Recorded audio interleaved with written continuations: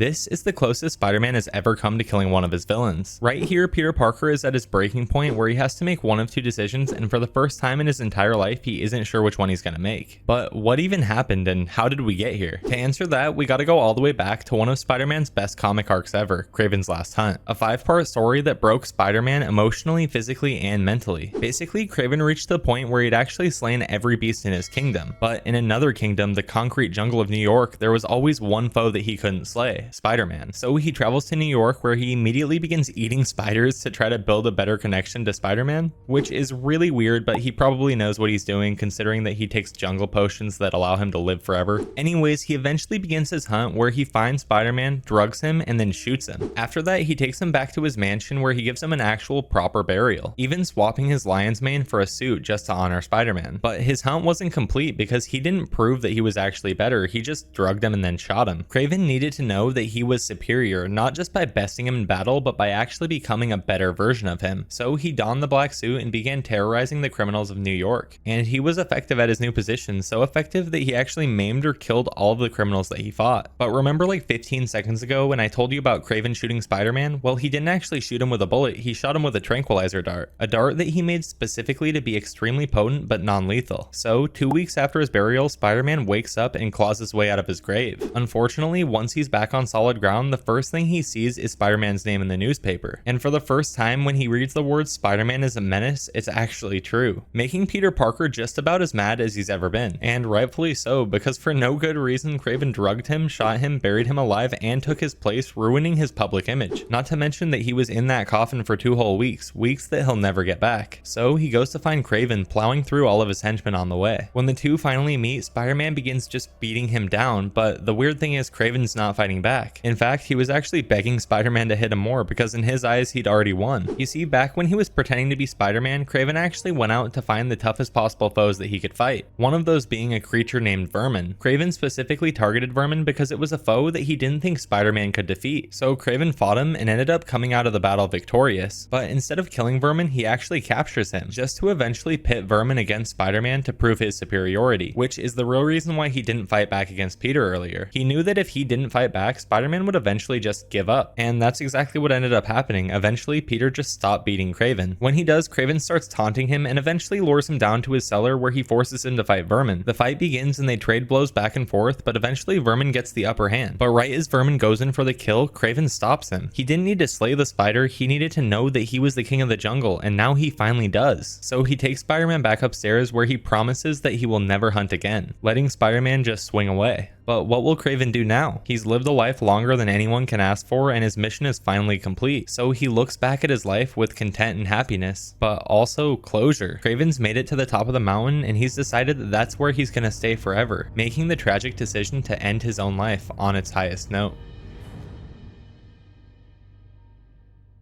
At least Spider-Man doesn't have to worry about Kraven anymore, right? Well, Spider-Man did get a break from Kraven, but unfortunately it didn't last forever. And tragically, the worst is still yet to come, which leads us into the Grim Hunt. Grim Hunt is a very interesting storyline that once again pushes Spider-Man emotionally, physically, and mentally, except this time even further. Basically, years after Kraven's Last Hunt, his wife, son, and daughter wanted to bring him as well as several other Kravenoffs back to life. To accomplish this goal, the Kravenoffs capture Madame Web and use her abilities to see into the future as well as her connection to the web of life and destiny in order to find and capture spider people, ritualistically sacrificing them in order to bring back their fallen. But then we cut to Peter Parker where he's in his apartment having a terrible nightmare before waking up feeling incredibly sick. As soon as he gets out of bed though, he hears a knock on the door just to open it and see a severely beaten and bruised Kane Parker. Immediately, Peter drags him into his apartment where Kane tells him that the Kravenoffs are back in town and that they're hunting spiders. Kane passes out, but before Peter can tend to his wounds, he sees Spider-Girl out the window being hunted by the Kravenoffs, forcing him to suit up and go help. Together with Spider-Woman, they fight off the hunters, and Spider-Man actually ends up impaling Kraven's son. He's lucky he didn't kill him here. Anyways, the two of them were able to defeat the hunters, but unfortunately Peter fell so ill that he actually fell off the building, forcing Spider-Woman to save his life but giving the Kravenoffs a chance to escape. Eventually, Peter wakes up and asks where he is. Spider-Woman tells him that they're in the apartment of Maddie Franklin, the other Spider-Woman, the one who was sacrificed. Peter stands up, and when he does, he turns around seeing a decayed zombie-like like Ezekiel Sims. To give a little context, Ezekiel Sims was another spider totem just like Peter, who instead of using his powers for good, used them to acquire wealth by any means necessary. And throughout the years, Ezekiel's been both a rival and a mentor to Spider-Man. However, at the end of Ezekiel's life, he did sacrifice himself to save Peter, so they're on really good terms. Ezekiel tells them that he crawled up through the bowels of hell just to warn them about the massive danger that the Kravenoffs pose, explaining that back in the day when Kraven was still alive eating those spiders, it actually gave him a spiritual connection to the other spider totems, a connection that allows him or his family members to be resurrected in place of a sacrificial spider. But unfortunately, Spider-Man and Woman don't have any time to regroup as the Kravenoffs are already onto their next hunt, Anya Corazon. Luckily, thanks to Ezekiel's warning, they were able to save her, but she wasn't actually alone. Peter's clone Kane was just a few meters away with a fresh cut. Unfortunately, the cut wasn't just his hair because he actually ends up getting stabbed in the back. Now with Kane injured and Spider-Man still sick, the Kravenoffs manage to capture both Spider-Woman and Girl. Without hesitation, Peter goes to chase after them, but he gets stopped by Kane, who tries telling him that there's no way he can fight in his current condition. But in situations like this, Peter doesn't care if he dies, he just cares about doing the right thing, and the fact that Kane stopped him actually offends him, making him so angry that he calls him a coward and even punches him in the face, telling Kane that he's been through just as much pain and suffering as he has and he never uses it as a crutch, explaining that it's his responsibility to at least try to save them, and that if that means walking into the lion's den and never coming out, then he's still gonna walk in. And walk into the lion's den is exactly what he does. Once Peter arrives, he sees the Kravenoffs accompanied by Mysterio and Ezekiel, who turned out to just be the chameleon this whole time, only giving Peter the information necessary to bring him here. On top of that, the entire battlefield's covered in a poisonous fog that directly communicates with Peter's immune system, shutting it down, causing Peter to become so sick, tired, and delusional that he literally just falls into a grave they dug for him. But Spider-Man can't go out like that, so he uses his indomitable will to leap out of the grave, grabbing a tombstone and throwing it into the skull of the recently resurrected Kravenoff. With his agility, he jumps over two of them at once, grabbing the tombstone yet again to kill off the lion, but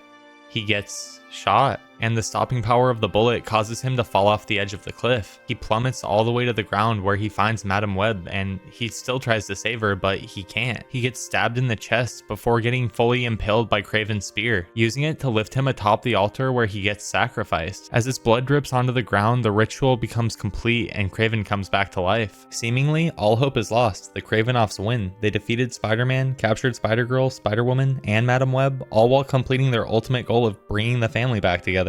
But this is a Spider-Man story, meaning that no matter how dark or grim the world may be, there will always be a far-off little flicker of light allowing Peter to keep moving forward. But where is that flicker right now? Remember when we saw Spider-Man die about 30 seconds ago? Well, that wasn't actually Peter Parker. Kraven can sense something about the ritual was slightly off, but it shouldn't work like that. No one could take Peter's place, right? So he pulls off the spider's mask, revealing that it's not Peter up on his trophy wall, it's actually Kane, which is really tragic. From the start, Kane was born with one of the worst lives imaginable. Being born as an imperfect clone caused his body to be in immense pain every single day as it literally decayed while he was still alive. And to top that off, he's forced to die by ritual sacrifice while defending people that he doesn't even care about. But why did he do it? He was just gonna walk away. You see, when Peter gave Kane that big speech earlier about responsibility, it actually struck a chord in him. Earlier, he told Peter that facing them in his condition would be suicide, and if he'd let Peter face them sick and outnumbered, then Peter's blood would be on his hands because he let him go alone. But not only that, he realized that no matter what happened between him and Peter in the past, at the end of the day, they're family, they're brothers, and he loves Peter, no matter how much he hates him. So Kane followed Peter. Sneaking in the shadows, he eventually saw him fall into that grave. Kane realizes he needs to make a decision right now, so he jumps down into the grave and takes the spider suit from Peter. He tries to stop him, but at the end of the day, he's just too weak right now. Kane leaves Peter with one final message saying, "Don't ruin my hero moment," before knocking him out. After that, well, we saw what happened. Eventually, Peter wakes up feeling rejuvenated, but also confused and scared about what could have happened to Kane, screaming for his brother as he runs through the graveyard. And he keeps running all the way until he sees Kraven's mansion, charging through the doors and finding Kane dead in his casket. But not only that, he sees his old black spider suit with a note written in Kane's blood saying, "Hunt me." This sends Peter just about as far to the edge as he's ever been. He begins ripping Kraven's portraits off the wall, breaking his busts, all while thinking about how Kraven has always set out to destroy his life just in an attempt to add another trophy to his wall. So he puts on the black suit and officially ends his time being the prey and becomes the hunter, allowing the darkness to take hold of him, enhancing all of his senses and abilities. He becomes stronger, faster, and angrier than he's ever been before. This time, he might not need help. this time he's not gonna let anyone die for him. He finds the Kravenoffs and begins his assault by taking on the lion monster, dragging it down to the bottom of the moat and bashing its skull in with rocks. Kraven's son takes a shot at him, but Spider-Man is so amped up right now, he just dodges it, which surprises Kraven's son because Spider-Man shouldn't be that fast and he knows that he didn't miss. But as he's in the middle of saying that, Spider-Man just appears behind him in the shadows and webs him up to the ceiling. Wasting no time, he finds Kraven's wife. She fires a shot at him, but he literally kicks the gun in half before the bullet can even come out. She's like, oh shit, and just runs off, which allows Peter to find the time to free the other spiders. So Peter's pretty much at his breaking point already, right? Well, when he frees the other spiders, he actually sees Madam Web dying on the ground with her throat slit, which totally just sends him off the rails. This whole time, Kraven's wife's been running away, but Peter's too fast. He stalks her from above and descends upon her. He places his hand on her face and tells her, by the way, my brother wanted to give you this, using his sticking powers to slowly rip off her face and give her the Mark of Cain, which was Cain's go-to move until she killed him. And right now, Peter wants to kill her, but unfortunately, Spider-Girl jumps on top of both of them, not allowing him to. But his focus is easily diverted when he sees Kraven. In the blink of an eye, Spider-Man smashes Kraven to the ground. Kraven manages to slash him with a knife, but that's not slowing him down right now. Spidey leaps into the air using his webs to throw Kraven into a tree, but Kraven manages to get a hold of him, tearing Peter's shoulder from its socket. Pete immediately kicks Kraven in the chest, shattering his sternum, finally gaining the upper hand and defeating Kraven. Standing above him, he knows he has to make one of two choices. He can give in to his hate and end Kraven becoming that which he hates most, a killer, or he can spare him and live the rest of his days knowing that Cain died for nothing. To make it even worse, Kraven didn't even want to come back. He actually bitch slapped his wife because his prior life and death was so perfect. Not to mention that the ritual that brought him back made him immortal unless he's killed by Spider-Man, so he's actually begging to die right now. Spider-Man stops to think for a second, but when he does, he gets a vision where he sees himself in the future but can't recognize himself. It's the web of life and destiny showing him the futures where he kills Kraven and how he might turn out. But in every single reality that he sees, he doesn't just stop killing after Kraven, he continues. And even though he's at his absolute angriest right now and he does want to kill him, that person isn't who he wants to become, so he walks away, making his exit with Spider-Girl and Spider-Woman, who recently became the second Madam Web, conveniently allowing them to just teleport to safety, where Spider-Girl's happy and asks if they won. But here's where we get the most tragic panel of the entire comic and probably my favorite. We just see Spider-Man look at her and not say anything, knowing that while he may have made it out with his life, in the end, they all lost.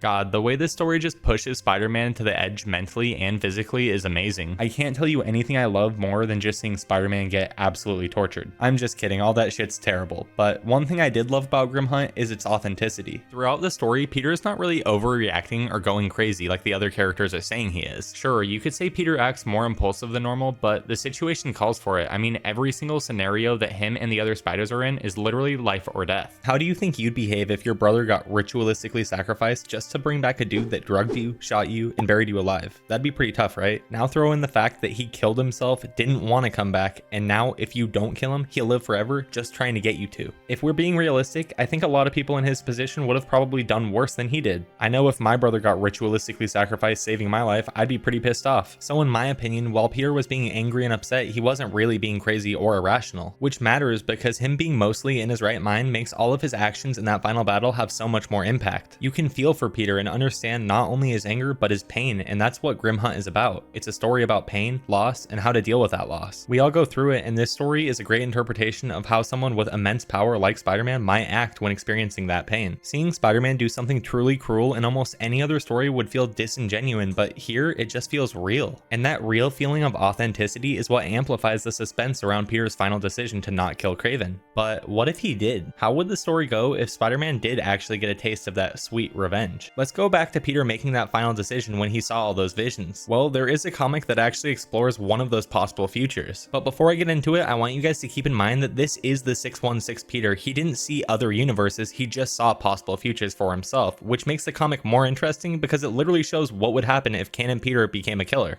So to start this out, the obvious difference is he kills Kraven the Hunter. But unfortunately, it didn't get to stop there because when Kraven died, his family went absolutely berserk, all attacking Spider-Man at the same time, not giving him an opportunity to calm down from what just happened. So in retaliation, he just stops holding back. Spider-Woman uses her new powers to teleport her and Spider-Girl away, leaving Peter completely alone. And in his eyes, they abandon him, so why stop now? Let's just keep going further. The Kravenoffs run away, but Peter does manage to catch Kraven's wife, who is the #1 target for him. However, we don't get to see what happens to her, at least not yet. Next thing we see is Peter at home becoming physically ill from what he just did, but hey, at least Mary Jane's there for him. She tries to find out what happened, but Peter can't say. To give a little context, before this event, MJ said said that she couldn't be with Peter if he was still Spider-Man, so Peter tells her that he's ready to quit and the two of them share a kiss. Everything's great, no more Kraven, no more responsibility, he even got the girl. Just kidding. Everything is not great because the first thing MJ sees when she wakes up is Spider-Man's headline on the newspaper. MJ is not just disgusted but hurt that he quit being Spider-Man because of this and not her. He says he did it because they were being hunted and she's surprisingly understanding, but something really important happens here. He tells MJ that it was a mistake thinking that he could ever be Peter Parker again after what he just did. Her rejection, along with the combined loss, anger, and stress of the last few days, splits his personality. He's no longer Spider-Man or Peter Parker, he's the Hunter. And leaving his past lives behind him allows him to move forward without a care in the world. Killing is no longer a big deal, just a part of his job. Somehow, MJ still keeps in contact with him though, always trying to break through, not giving up on him. She doesn't really want him back as a boyfriend, but she definitely needs Peter back. They meet up every once in a while, and here on a rooftop, he tells her that his spider sense has completely gone away. Him killing somehow shattered the web of life and destiny, making him realize that he truly was at the center of all of it. But we can tell that he's not happy. He tells MJ that her and Gwen were both better off without him. MJ pleads for him to come home, but he swings away before she can even finish her sentence. His change in behavior even manages to get him an intervention with Harry, MJ, and Aunt May. But when the TV turns on in the intervention room, they actually see that he killed the Green Goblin, using his webbing to literally hang him in his cell. So when Peter walks in, MJ and Aunt May are obviously on edge, but Harry screams at him, asking why his bug friend would do something like that to his dad. May consoles Harry because she's a sweet little angel, but Peter actually gets taken out to the hallway where MJ can scream at him. Anyways, MJ starts yelling, asking Peter how many people would still be alive if he never became Spider-Man, which is actually a really dumb question because I'm pretty sure Spider-Man had saved the world at least a couple times over before this. He storms off, and the next time we see Peter, he has fully completed his transformation into the Hunter, no longer sporting his spider suit or web shooters. By this point, he's even tracked down all the Kravenoffs and has them as lovely little pets. But the Spider family isn't going to stand for this, so Spider-Woman, Madam Web, and Matt Gargan's Venom all team up in an effort to stop the Hunter. Out of nowhere, Eddie Brock's Anti-Venom appears from behind Peter, grabbing him by the neck. In perhaps the funniest comic panel I've ever seen, Peter tells the Kravenoffs to heal.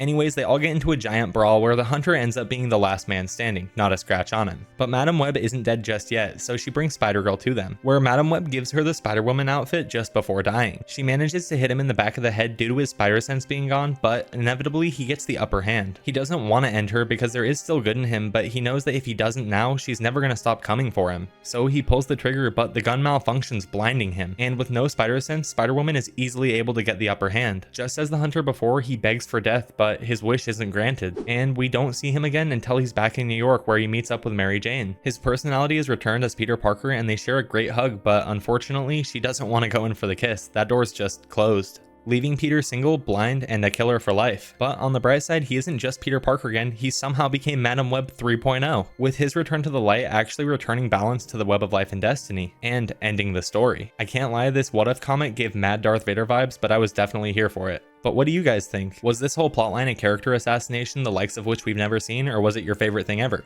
For me, it definitely landed somewhere in the middle, but make sure to let me know. And definitely remember to leave a like and subscribe if you like this video or wanted to see more of my content in general. And as always, I'll talk to you guys later.